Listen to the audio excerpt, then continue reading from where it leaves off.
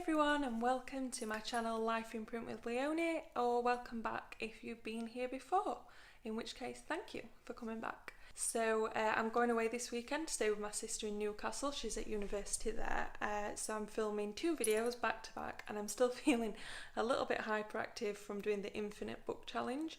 I don't know why I found it so hilarious, but I did. So the second video that I'm doing, which will get posted up on Wednesday, even though today's Friday, is Netgalley from the reader's point of view. Now this is something that a couple of authors that I speak to asked me to do a while back, particularly an author called Luke Gracias, who wrote The Devil's Prayer, and he did a blog post which you can find in the description to this video, all about Netgalley from the author's point of view. And it was at that point that he suggested that I did one from the reader's point of view to sort of give authors an idea of what readers look for when they're browsing Netgalley. So for those of you who haven't visited Netgalley before, Netgalley is a site for readers of influence who go on there and basically browse books that haven't been published yet, or sometimes they have but maybe they're just needing like a bit of a publicity boost. So you can go on there, look at books and request them, and obviously the more you request, the more you read and review, the more likely you are to get the books that you really want. So I'm now approved by 2 publishers, automatically approved, so that I can just read any book they put on without having to request it, which is really great because one of them's Penguin Michael Joseph, so I get a lot of the books that I really like from there. And then, I don't know if I'm pronouncing this right, Tachyon Publishing, it's like Tachyon, and they publish a lot of like Peter S. Beagle, which is one of my favourite authors. So basically this is going to be a sort of step-by-step run through of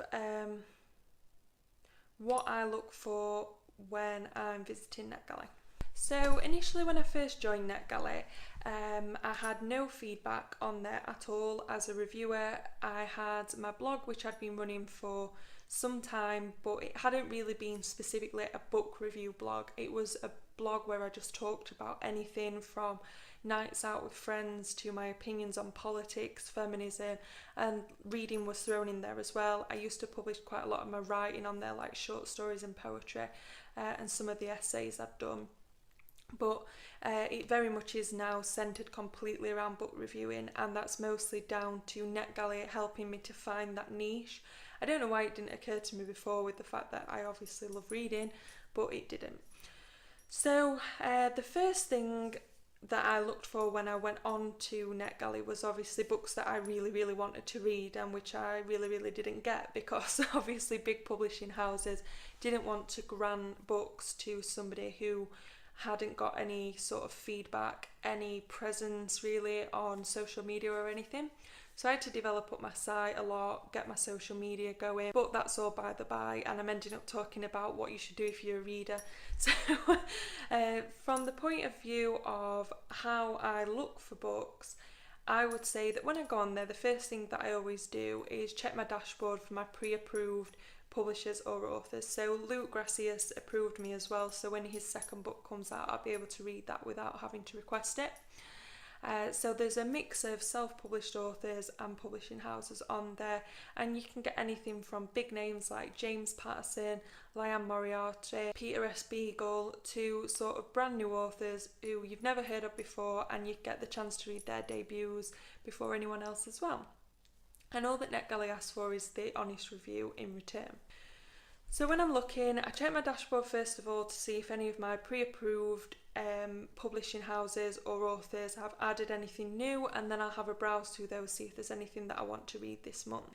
After that, I go to the section that says find titles, and I scroll through the pages. So because I've been doing that regularly, like sort of every night, I can always get to the point that I've caught myself up from what I looked at the night before. So I'll have a look at the first few pages until I've caught myself up, and sort of take a look at what takes my fancy. This is quite dependent as well, because if I've already had a lot of books from Netgalley in that particular month, then I'm not really looking for people that I've not heard of before, i.e. self-published or even published books that are by authors that I don't know, because I like to keep an eye out for my favourite authors on there, because obviously it's great to get the chance to read them before they're published, because I'm always very keen to see what they've got going next. So sort of at this point in time, at this point in the month, I've had about 7 books from Netgalley this month, and I really need to read some of the stuff on my shelves as well. So although I still keep on top of Netgalley, I'm not really requesting anything at the moment. But at the beginning of the month, I just had a look for what might catch my fancy. So that can be a cover. I know they say don't judge a book by its cover, but we all do it. So a cover that implies that that book may be a crime thriller, a romance, or a YA fantasy is going to get me looking at it, because they're my 3 favourite genres.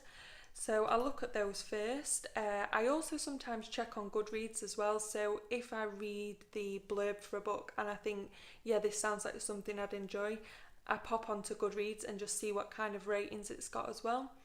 That doesn't always steer me. If a book's got at least 1 good review, I'm going to be inclined to read it. If it's got completely bad reviews, sometimes if it really appeals to me, I'll still read it, but more often than not, if everybody's kind of said it's rubbish, I only have a small amount of time with everything that I have going on, so I'm not going to waste that time on a book that's going to be mediocre. So obviously nobody wants to receive a bad review for the book, and I genuinely do try to never write bad reviews.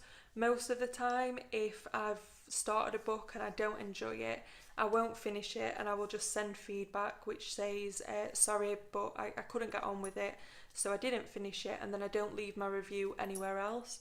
If it's a book that I've sort of thought, this could get better, so I've persevered with it until the end and it's still been rubbish, I will tend to leave a review just expressing how I've felt about it, but never to the point where I express hatred of it or really slag it down, I hope anyway. Probably say as well that it is always kind of like I said before, that it's mostly down to the amount of books that I've been reading that month. If I've gone a few months and thought, well, I haven't had a Netgalley for a while, I'll go on there and be a bit more browsy with it, so I'll specifically just look for things that take my fancy. I can be steered by emails as well. The Devil's Prayer by Luke Gracias is a prime example of that, because I basically got an email from Netgalley saying that this was like a darker version of the Da Vinci Code, and I like the Da Vinci Code, so I thought, well, hell, I'll give it a try. And I really liked it, I really enjoyed it. I wrote a really great review, got chatting to Luke on Twitter, and he ended up doing an interview and a giveaway for me, which is great. I mean, that very much from a reader's perspective is the best thing about Netgalley. If you're going to engage with me and engage with my tweets and engage with my blogs after I've done a review, then odds are that 100% I'm going to choose a book by you and review you again. Obviously that doesn't count for the guys who don't have social media presence, because you can't retweet something or engage with something that you don't see. But 9 times out of 10, I'm going to pick an author who's shared my blog, helped to promote me as well, because we have to face it that at the end of the day, we all want promotion for our writing, for our booktubes. We want to share it for whatever reason, whether your reason be a financial reason, whether it be a reason that, you want people to really connect with you and see what's going on with you and what sort of books you like to read, and whether you feel like you're inspiring people, because that's a big thing for me. I think people are growing up now and they're not as interested in books as they used to be. They've got Netflix, they've got Cody's, Amazon Prime, whatever, games, other things to be getting on with, that they don't make time for books. And I think I've been pondering for a long time on why I started this booktube channel and what my sort of reasons are. And I think deep down that's always been it, is that I want to encourage more people to read, more people to review, and more people to just get books out there and get people reading. There's a book out there for everyone, and Netgalley is a great place to start for any reader who's wanting to start a blog or start a vlog or whatever you're wanting to start, Netgalley is a great place to really get those connections building and to build your social media presence as well. People want to read about books that they can't just go and buy off the shelf yet. So that's really good. And I think from an author perspective as well, as I say, keep talking to your readers, keep talking to reviewers, keep helping to promote them as much as they promote you, because it's very much a two-way street, and I can guarantee that most people like me will appreciate that and want to help you out again with a good review in the future. So that's it from me today. I'm going to go pack now for my weekend away, and I will be lounging around having cocktails this weekend. Thanks again for checking out my channel, whether this is the first time you've been or the 15th time. I do absolutely appreciate every like, every comment, every subscriber. It's very much a slowly growing thing, but I love you guys, and I just wanted to say a big thank you for helping me to get my words out there.